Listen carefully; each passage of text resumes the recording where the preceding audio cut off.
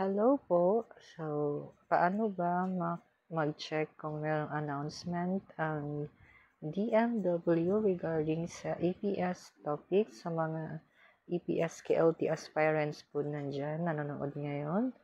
So, punta lang po tayo kung gamit po natin yung phone sa Google, mw.gov.ph.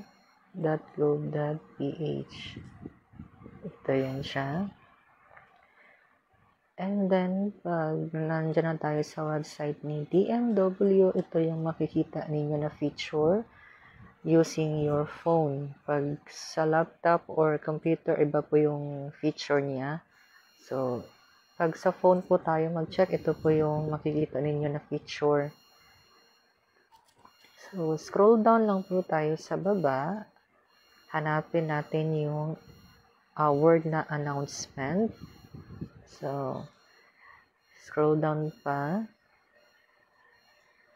Ayan, announcement. And scroll down under announcements. Scroll down pa konti. Ito na, makikita ay yung EPS topic advisories. So, this year, nagkaroon na ng announcement of examination regarding sa EPS KLT examination last February 2. Okay. So, yung quota na binigay ni DMW is 56,000 applicants. So, sa 56,000 applicants po, isinati po sila sa 3 batches.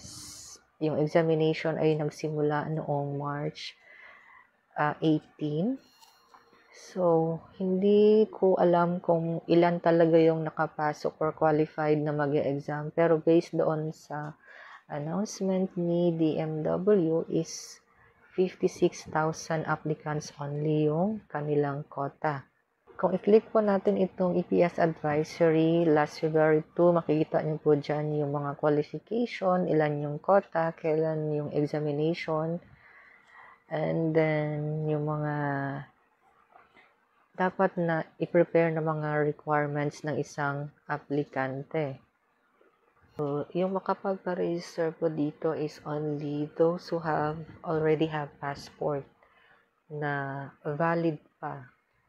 And then last May 2, nagkaroon ng announcement regarding sa APS Korea Caregivers Pilot Program. So, ito limited slots lang at saka this year lang po na-approve yung regarding sa pilot program ng South Korea for caregivers.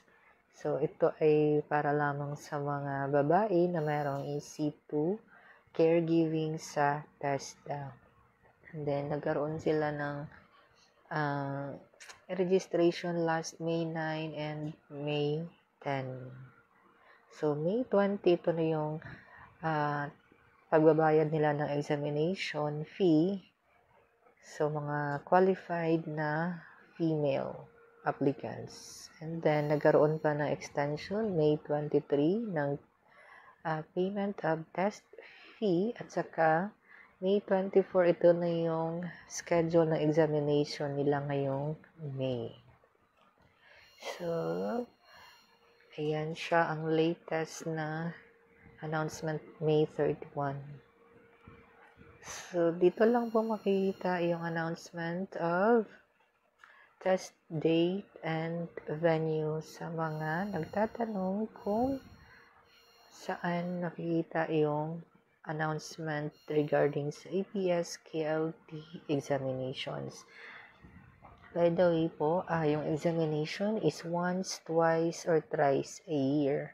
So, ngayon, year is twice pa lang nagbigay ng examination or nag-announce ng examination si DMW. Yung una is last February 2 about manufacturing industry at saka second itong about caregivers last May 2. Yun lamang po at maraming salamat.